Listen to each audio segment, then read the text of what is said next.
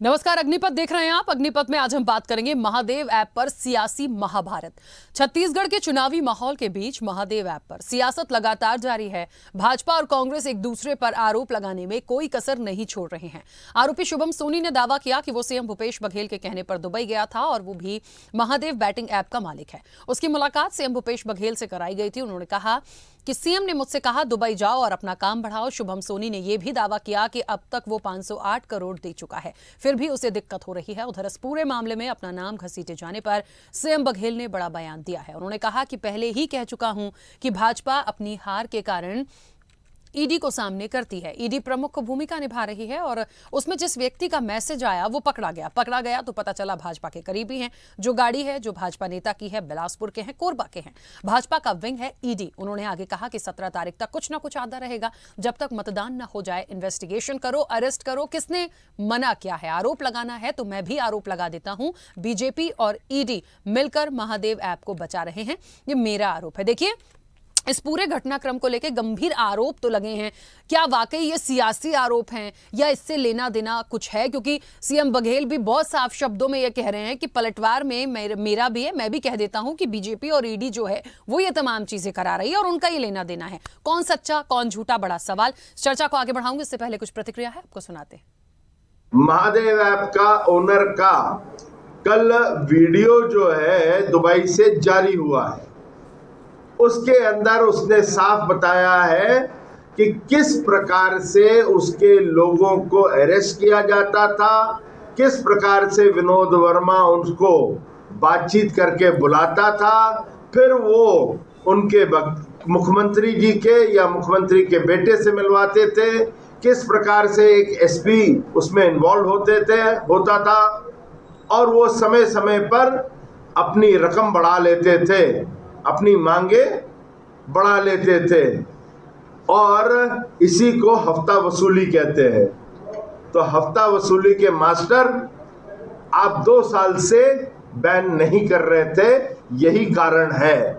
तो केंद्र पे आप जो ठोप रहे थे वो सरासर गलत था। सवाल वही है कि ये बंद भी नहीं हुआ है ना।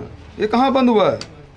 जिसको एपीके है वो तो चल ही रहा है, उसको कब बंद करेंगे? ये नई बात बता रहे हैं। वीडियो जो है बीजेपी ने जारी किया है ना, और प्रेस नोट है ईडी ने जारी किया। तो मतलब कितना बढ़िया संबंध है। हाँ, जैसे पहले कार्रवाई करते थे ईडी और प्रेस विज्ञप्ति जारी करता था रमन सिंह। तो ये तो ईडी और भाजपा की मिली भगत है, वो तो स्पष्ट हो गया है। इससे कुछ फर्क नहीं पड़ना है। छत्तीसगढ़ की जनता पहले ही जान चुकी है ईडी आईटी का किस प्रकार से दुरुपयोग कर रहा है। इससे कुछ फर्क पड़ने वाला नहीं है, बल्कि इससे भारतीय जनता पार्टी का और नुकसान होगा। चलिए, तो ऐप पर सियासी महाभारत हो रही है। कौन सच्चा कौन झूठा? क्या वाकई भूपेश बघेल जो कह रहे हैं वो सही है कि 17 तक आता रहेगा? बिल्कुल अवॉइड कर दीजिए और बीजेपी को इतनी पड़ी है तो वो तमाम चीजें कर लें। क्यों पहले बैन नहीं किया? क्यों तमाम चीजों को नहीं किया गया? इस चर्चा को आगे बढ़ाऊंगी। मेहमान जुड़े हैं, सबसे पहले आपका परिचय करा दें। कांग्रेस का पक्ष रखने के लिए सत्यप्रकाश सिंह हमारे साथ जुड़े हैं। सत्यप्रकाश जी, बहुत स्वागत चर्चा में जुड़ने के लिए। भारतीय जनता पार्टी का पक्ष रखने के लिए वासु शर्मा हमारे साथ जुड़े हैं। वासु जी, आपका भी बहुत स्वागत है। और अमित जीवन हमारे साथ जुड़े हैं जो कि चुनाव विश्लेषक हैं। अमित जी, आपका भी बहुत स्वागत है। चर्चा की शुरुआत सबसे पहले सत्यप्रकाश जी आपसे करना चाहूंगी और इस चर्चा को मैं शुरू करूं उससे पहले आप तीनों मेहमानों से एक रिक्वेस्ट है मेरा छोटा सा, क्योंकि जो समय की एक सीमा है वो थोड़ी सी कम है, तो पॉइंट टू पॉइंट हम 1 बाय 1 फटाफट अपनी बात रखेंगे तो हमारी चर्चा बेहतर हो पाएगी। सत्यप्रकाश जी, सबसे पहले आप ही से शुरुआत कर रही हूँ। 2 बातें हैं। एक तरफ तो बड़ा गंभीर आरोप लगा, दूसरी तरफ भूपेश बघेल खुद ये कह रहे हैं कि 17 तक आता रहेगा और वो खुद आरोप बीजेपी और ईडी पर लगा रहे हैं। अब इस बीच में कौन सही है कौन गलत है, बड़ी जांच का विषय है। क्या 17 से पहले हो पाएगी? मुझे तो कुछ लग भी नहीं रहा। जैसे आपने खुद ने बोला कि यही तो हमारा सवाल है ना, यही हमारा प्रश्न चिन्ह है कि ईडी ने ये जानबूझ के ऐसे क्यों लिखा। जब आपने प्रेस रिलीज किया या ट्विटर पर डाला, उसके नीचे आपने क्लॉज डाल दिया कि ये जांच का विषय है। तो जब जांच हो जाती है, आपका कुछ तथ्य होते, उसके बाद आपको आना चाहिए था। एक संविधान के इतने बड़े पद पे एक व्यक्ति बैठा है, प्रदेश मुख्यमंत्री है, उसके ऊपर आप सीधा ही आरोप लगवा देते हैं और उसके बाद एक क्लॉज लगा देते हैं जांच के विषय, वो भी चुनाव के मद्देनजर। सबसे बड़ा बात है टाइमिंग चुनाव। और ये ईडी जो कथाकथित जो जांच महादेव ऐप की कर रही है, पिछले 1.5-2 साल से कर रही है, और आपको चुनाव के समय ही भूपेश बघेल जी का नाम सामने आपको दिखता है कि उनका भी नाम इसमें है। तो ये कहीं ना कहीं सारा षड्यंत्र रचा जा रहा है मुख्यमंत्री जी के खिलाफ। क्यों? क्योंकि भाजपा यहाँ हार रही है। उनको मालूम है कि राजनीतिक तौर पर हम उनका सामना नहीं कर सकते, राजनीतिक तौर पर हम उनसे नहीं लड़ सकते, चुनावी तौर पर हम हार रहे हैं। तो उनको मालूम है। देखिए राखी जी, एक चीज 2 दिन पहले हमने पूरे टीवी चैनलों पे सब रख दिया कि वो असीम दास कौन है, क्या किसके साथ फोटो है, उसको मैं जिससे ज्यादा नहीं जाऊंगा, समय की पाबंदी है। पर मेरे आज के 2-3 सवाल है। जैसे अभी आपने पैकेजिंग दिखाया, वो आपने गाड़ी दिखाई जिसके ऊपर वो नोटों का बंडल रखा हुआ था, वो गाड़ी के नीचे एक नंबर, वो नंबर किसका है? अब मैं आपको बताऊं, नंबर है Sun Power housing society Brij Mohan Agarwal. किनके ब्रदर है? जो बिलासपुर के पूर्व विधायक रह चुके हैं और अभी पूर्व इससे पहले मंत्री भी रह चुके हैं, तो मध्य प्रदेश के कद्दावर नेता अमर अग्रवाल, उनके भाई। ये पहली बात है। दूसरी बात देखिए, मैं एक प्राइवेट न्यूज चैनल के सुबह एक ईडी के वकील का इंटरव्यू देख रहा था, तो उन्होंने क्या बोला कि इंडियन करेंसी दुबई से भारत आई। ठीक, अब इंडियन करेंसी दुबई से भारत कैसे आ जाएगी, ये सोचने वाला। और इंडियन करेंसी दुबई में इतनी मिली कैसे? और अब चुनाव जब चल रहा है किसी भी प्रदेश में, किसी भी क्षेत्र में, और यहाँ पे आप 10,000 रुपए लेके जाए तो चुनाव आयोग वाले रोक ले रहे हैं, तो गाड़ी चेकिंग हो रही है और आपको पकड़ ले रहे हो। आप इतनी बड़ी करेंसी, वो भी इंडियन करेंसी, दुबई में कहाँ से इतनी मिली मेरे को नहीं समझ में आ रहा है। वो वही मैं भी क्लॉज लगाऊंगा जांच के विषय। तो ये कहाँ से हुआ? ये ईडी का वकील, मतलब कोई छोटा मोटा आदमी नहीं बोला, ईडी का वकील ये इंटरव्यू दे रहे थे एक प्राइवेट बड़े चैनल पे, मीडिया हाउस में। ठीक है। तीसरा मेरा एक सवाल है, देखिए जो वीडियो में भाजपा के पास जो आया है, जो ये क्या शुभम सोनी, माफ कीजिए, शुभम सोनी जिसने वीडियो जारी किया है, वो वीडियो भाजपा वालों के पास कहाँ से मिला? पर उसी को क्यों भेजा, उन्हीं को क्यों भेजा गया? ये सिर्फ उन्हीं को क्यों मिला और उन्हीं ने ही जारी क्यों किया भाजपा वालों ने? भाई ईडी के पास जाना चाहिए था। ईडी या तो उसके बाद जांच करती तो ईडी बताती कि भाई ये वीडियो जो है सही है नहीं है, फोरेंसिक जाते हैं जो भी है इसके अंदर जांच के विषय है। तो ये सिर्फ भाजपा वालों को क्यों आया और भाजपा ने क्यों रिलीज किया? ये भी एक, मैं भाई फिर वही बोलूंगा, ये भी जांच का विषय है। और सबसे बड़ी बात, जो मुख्यमंत्री एक लाइन पर आके, एक लाइन, मुख्यमंत्री जी ने बोला कि आरोप लगाना आसान। देखिए मैं भी बोल सकता हूँ, मैं भी बैठे बैठे यहाँ बोल सकता हूँ कि मैंने किसी को 5 करोड़ रुपए दिए। आरोप लगाना बहुत आसान है, मगर आपको तथ्य देने पड़ेंगे। ये मेरा सवाल है। ठीक है, चलिए वासु शर्मा जी, कई सारे सवाल उधर से आए हैं, उसका जवाब भी दीजिएगा। और एक बस छोटा सा महत्वपूर्ण प्रश्न मेरा यही है, जैसा कि मैंने शुरू में बोला, कौन सच्चा कौन झूठा ये एक जांच का विषय हो जाएगा, लेकिन निश्चित तौर पर फिलहाल जो चीजें आई हैं और जिस तरह से कह रहे हैं सत्य प्रकाश जी की गाड़ी देख लीजिए किसकी है, वो वीडियो किसकी तरफ से आया है। भूपेश बघेल भी कह रहे हैं कि बीजेपी और ईडी तो शुरू से यही चाहती है, लेकिन उन्हें कोई चिंता नहीं है।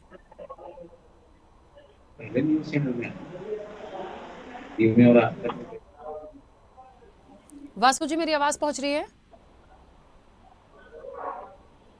पहले आवाज नहीं आ रही थी।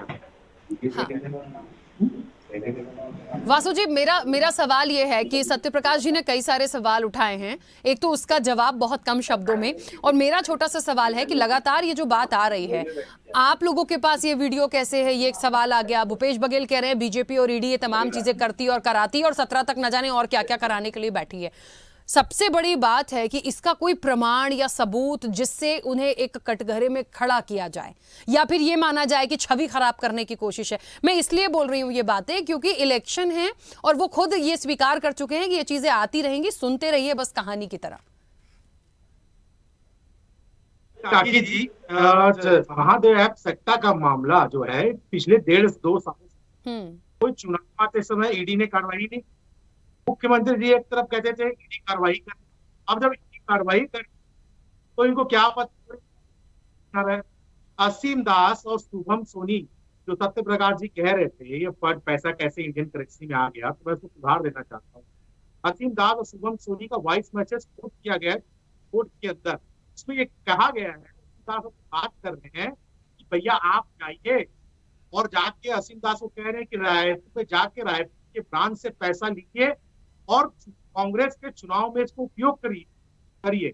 तो ये जो बातें निकल के आ रही है भैया, ने भ्रष्टाचार का पैसा और अपराध का पैसा चुनाव में लगाने का काम कांग्रेस पार्टी कर रही है। और एक तरफ ये बोलते हैं हम सीधे हैं। भाई आरोप तो उन्होंने लगाया है, कोई भारतीय जनता पार्टी थोड़ी आरोप लगा रही है। आरोप भाई आपने जिसको जो आपको पैसा दिया है वो आरोप लगा रहा है। मैं और बता देता हूँ, कानून के रखवाले ही अगर कानून के साथ ना खड़ा हो और कानून की धज्जियां उड़ाने लगे तो छत्तीसगढ़ का भला कैसे होगा, इसको उदाहरण तौर पर समझ लीजिए। पहले एक एसआई साहब गिरफ्तार हो चुके हैं और एक भीम सिंह कांस्टेबल है सुपेला पुलिस के, वो दुबई चले जाते हैं, इनके प्रशासन को पता नहीं लगता, वो दुबई से सट्टेबाजों से मिलकर रायपुर आ जाते हैं, लेकिन इनकी सरकार को, इनके प्रशासन को पता नहीं लगता। तो कहीं ना कहीं लापरवाही समझ में आती है। और ये जो सट्टा ऐप है, पहले जो था छोटे रूप में ऐप हुआ करता, जिस हिसाब से वो शुभम सोनी जी बता रहे हैं अपने वीडियो में। और ये क्या हुआ, कोरोना काल में ये ऐप अचानक से हजारों करोड़ तक करने लग गया, और मान्यवर इनकी सरकार को पता तक नहीं लगा, ना प्रशासन को पता लगा। तो इस बात का जिम्मेदार कौन है? या तो आपका संरक्षक था, या तो आप ये बोलिए हमारी सरकार को कुछ नहीं पता, तो हम ये सब में ध्यान नहीं देते। तो ये दोनों बात है, जनता ये पूछ रही है इसी कारण। और भाजपा भी इसका आरोप पहले से लगाते आई है, कोई अभी नहीं बोल रही है। जब से इस कांड को खुलासा हुआ तो हम लोग पहले से बोल रहे हैं कांग्रेस की संलिप्तता महादेव सट्टा ऐप में है। देखिए वो कहीं ना कहीं प्रूफ हो रहा है।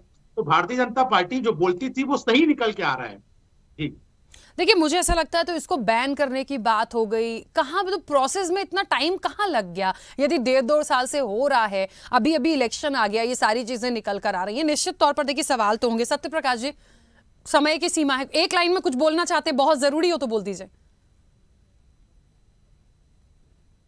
कम से कम 500 लोग गिरफ्तार किया था, यूपी जाके 9 लोग को गिरफ्तार कर रहे थे। यूपी पुलिस ने आरोप लगा कि इनको तो हम गिरफ्तार करेंगे। एक दिन पहले जुआ सट्टा एक्ट में 9 लोग गिरफ्तार कर देते, उल्टा हमारे छत्तीसगढ़ पुलिस के ऊपर एफआईआर कर देती है। 500 ज्यादा जगह हम लोगों को पकड़ा है। और एक ही मेरा सवाल एक और रह गया था, अभिषेक सिंह, कौन अभिषेक सिंह, मेरे को ज्यादा बताने की जरूरत नहीं है। वो बार बार दुबई क्यों आना जाना कर रहे हैं? और साथ में पूर्व अधिकारी जो रमन सिंह सरकार में जो अधिकारी, उनके भी 3 सुपुत्र, मतलब 4 लोग ये बार बार दुबई आना जाना क्यों कर रहे थे? इसकी भी जांच होनी चाहिए। ये एक महत्वपूर्ण चीज है। और बार बार बोलो सिर्फ षड्यंत्र है, मुद्दा है नहीं सिर्फ षड्यंत्र। हमारे मुख्यमंत्री ठीक बोला है, 17 तारीख तक ऐसी कहानियां सुनने मिलेगी। हाँ वासु जी बोलिए। अमित जी बस 1 मिनट आ रही है। आपने जो सवाल उठाया कि ईडी ऐप, गवर्नमेंट ने, सेंट्रल गवर्नमेंट ने ये ऐप अभी क्यों बंद किया?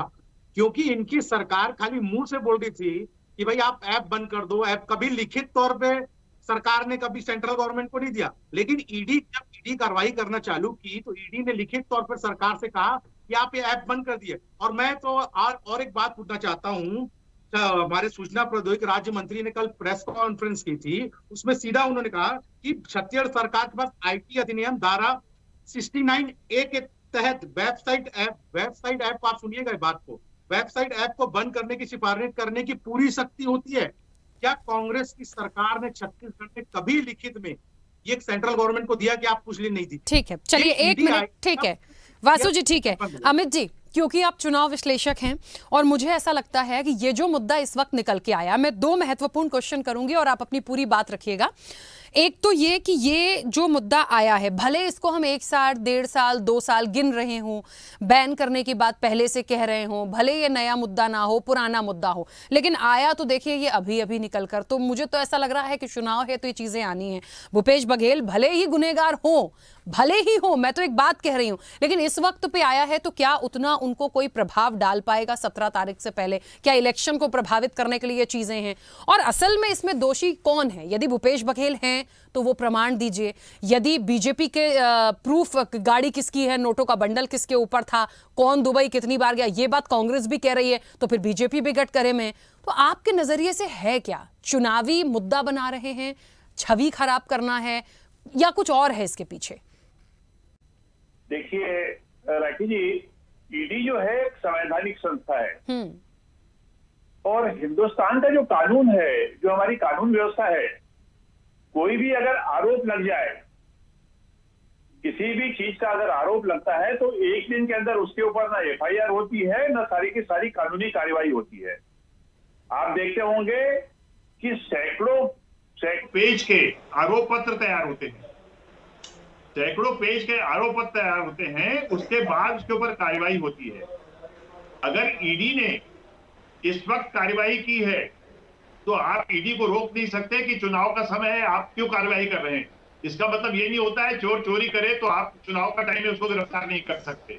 मैं नहीं कह रहा हूं कि कौन चोर है क्या है, लेकिन राखी जी सवाल ये होता है कि एक आदमी ने इंटरनेट पे, फेसबुक पे जो है अपना वीडियो डाला है, जो कल आज तक और अन्य चैनलों पे चला है। क्या शुभम सोनी को इस चीज का एहसास नहीं है कि वो जो बयान दे रहा है एक सिटिंग मुख्यमंत्री के ऊपर, पुलिस के बड़े अधिकारी SP के ऊपर, विनोद वर्मा जी के ऊपर, अगर उसकी चीज गलत पाई गई तो उसका परिणाम क्या होगा? क्या उस आदमी को इस चीज का आभास नहीं होगा? अगर उसने गलत आरोप लगाया है तो निश्चित ही भूपेश बघेल सरकार को उसके ऊपर कार्रवाई करनी चाहिए, मानहानि का दावा लगा देना चाहिए। देखिए, आरोप लग जाना कोई छोटी मोटी बात नहीं होती है। अभी तो आदमी की क्षति पे बहुत उसकी ख्याति पे जो है प्रभाव पड़ता है। बिल्कुल।